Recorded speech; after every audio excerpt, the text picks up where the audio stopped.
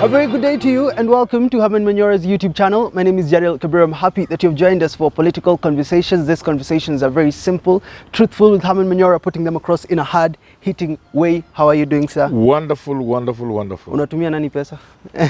This one I'm uploading the live show on my status. Oh, we're going live in the evening. Yes. We're telling people that to join us. Yes, join us. Our conversation for today, we are looking at what Raila Odinga said. They had their first town hall post stopping the protest, and they have said maandamano itaendelea sambamba na mazungumzo. Immediately after Ramadan, they will announce the plans for protests together with the bipartisan talk. This is the move that we are having now in the country, taking a look at, we don't really want to see what happened last time, but we're going there. Has Raila been left with no options but to go back to the people?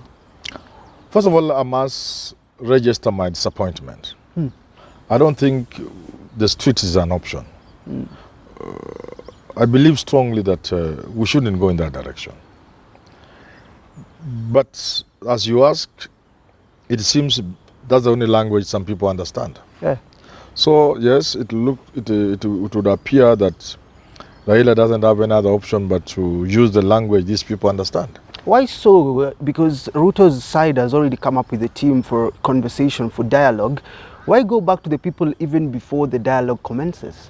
But you see, the dialogue is already shrouded in lack of trust, in lack of seriousness, in fact, in contempt.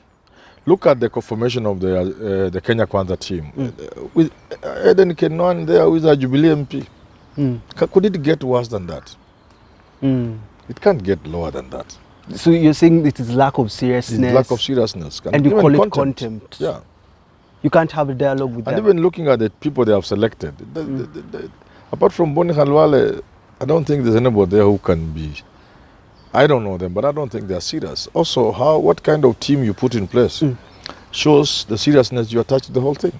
Is this kind of game that Ruto is playing? I think they think now that Raila has called off the demonstrations, the mass action, I think they want to play the game of buying time. Yeah. Buying time? Filibustering, if you wish. Yeah. Just to buy time. But to what end will this just to buy time until this thing fizzles out. You know, there's nothing time can't deal with. Time cures everything. So that is probably their hope. Their hope is that you buy time, play games with this thing, until finally Raila is out of order.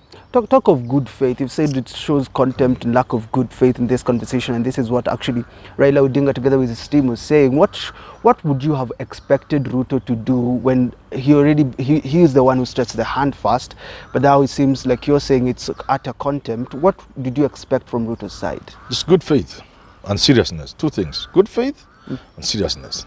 Yes. Yeah. Once you allow those to happen, everything else falls in place. Good faith and seriousness. Has he been left in a place where hardliners really control what he does? There's only one president in this country today, William Samoei Ruto. None of them is half president. Even Gachagua is not half a president. He's not a quarter president. There's just one president, commander-in-chief. So it doesn't matter the likes of Rigathi, Gachagua, the deputy president. Political-wise, though, you must agree that he must kind of please them. You don't have to. You do what's good for the country. So good faith, seriousness, and you are led by what is good for country. If you do that, if you are a God-fearing man like Ruto, what's good for God, for man and for God, the rest fall in place, and you'll be surprised how life works. People who allow the best to work, the best interest of mankind, the best interest of country. Those who allow it end up being victorious. They win big. These others, you get short-term victories. You are president today, 5 years later, you are leaving the arena looking very ugly. You are president for 10 years, your family is haunted the rest of their lives. You know, all these short-term things, short-term gains, they don't take anybody far. But good faith, seriousness, and the country first. And everything falls into place. Would you support or would you call on President Ruto to reassemble that team? Would you say that this is the right move? And if he does that, won't that bring a bad image towards his side? How? No, removing somebody like Kenan will be the beginning point. I think sometimes politicians like even Kina Raila and the rest of they behave as if they would die if certain things didn't happen. I wouldn't go for those negotiations. I wouldn't sit on that table with Kenan there, for example. You are now dealing with people who are not serious. Why? Even as you start, what are you starting to talk about? Okay. Many things will change. Bigger things will be discussed. But if you start on a wrong footing like this, you won't go. Let the other person know they ought to be serious. They have some, good faith. Then does that mean you're also disappointed with Raila continuing pushing the message of dialogue, telling people that we'll have this dialogue but also have protest? You're then disappointed because he's ready to sit down? No, sitting down is a good idea, but sitting down with such a ramshackle team doesn't speaks volumes. You shouldn't. No, Ruto must know that this is a serious thing. There must be serious engagement. There will be concessions. People will agree to disagree. People will agree on certain issues. Some issues will be removed from the table. Others will be added. But usually, let's start with a serious, a serious note with serious people. Yeah. Is this why you see what is happening in Parliament and they're trying to remove Sabina Chege from the deputy minority whip position? Is this what you're seeing from the Azimio side, trying to bring some sanity in? Yeah, in fact, I've said this. That area. And I think Raila must be firm on this.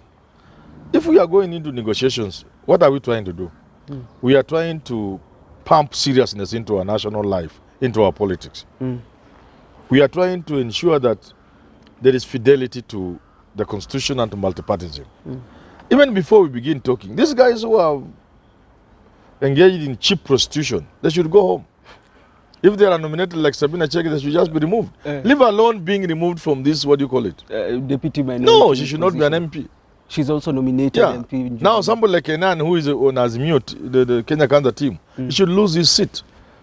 I mean, if I'm the one talking to these people, I'll be very serious. And if they think it cannot get bad, let it get bad. Now I'm beginning to change. No, Kenya is too good to go down. Now but I'm getting annoyed. Why would you do such a childish things? It seems you don't know the seriousness. Kama mnafikiri nyinyi mmepatia Mungu hongo, basa, you can continue being childish. If you think God is there because you have bribed him, he's been too good to you. We are living on luck in this country. We've been living on luck. Bahati tu. Tunaishi kwa bahati. And we are stretching it too far. Is that your message? God will get annoyed with us. Is that your message to Raila Odinga? No, both of them, even Ruto. How do you constitute a team like the one Ruto has constituted? Putting Kanini there. It shows you don't know what you are facing is serious. And now if you want it to happen the way you want, let it happen. Watch a kanuke. Now you look at this ball is now... The life God has given a man, I'm just about there. So, nyinyi ndio mtaumia. Mimi yangu ile Mungu amepeana. And you shall live 70. You don't. I know you don't know what that is. I know what that means. 70. A score is how many years? 30. 20. 20. 20 times 3 plus 10. 60. 70. 60 plus 10. Yeah. That's where I am now. So, wacha kanuke. Wacha kanuke. Now nyinyi ndio mtaumia. Mimi have nothing to lose. The ball now is on the speaker when it comes to Sabina Chege's issue. And now we are looking at the speaker to make a decision. What determination there for the speaker to make? And I've told them, you go to your website and see Azimio is the majority. And you say Kenya Kwanza is the majority. Continue doing those. Let somebody cross over the way Sabina Chege has crossed over openly. She's attending all as Kenya Kwanza things. Let people try to remove her from a small stupid thing like this. And you are there with your robes, thinking you are big and important. Katanuka. From an... Katanuka. Nakakinuka kananuka. Mbaya. From an aerial view, when you look at the politics in Kenya, what are you seeing? What are you looking at? I'm seeing like boys and girls playing in the field during break. You know your break time? Watoto wanakuwa very excited, first break. But you know they are energetic. Yes. and playing games according to their age. Wale wa class 1, wako na, you know, that's what our politicians are doing from a bird's view. Paranomic view. Aerial view. My friend Maloba says, I can see children playing outside break time. That's what our leaders appear to me. But if those are our leaders, what does this mean about... I'm not seeing any sense of seriousness from our leaders. If those are our leaders, what does this mean about wananchi wa kawaida, these people that are on the ground, these people that actually go to protest? And the leaders you say are like school children. Leaders have made people, they have dehumanized and debased the people, made them lose their sense of humanity. But history has shown you, those are the people who move history. Yes. When called upon to move history, they will move history. They are there, they are always there. These people you see down there, they are always ready to move history. The wheels of history are not you and I and these other fellows up there. It is those guys. When they are called upon by situations and time, they just move history. And they have nothing to lose. The small people have never lost anything. All the changes, they may die in war. And there are millions. But they always lose. They always gain something from an historical advancement point of view. From a society when all men were slaves and serfs to one where there was dignity in labor, where they begin to work and not for pay. To changes, revolutionary changes that moved people from earning slave wages to decent wages. From the suffering in the factories during the Industrial Revolution.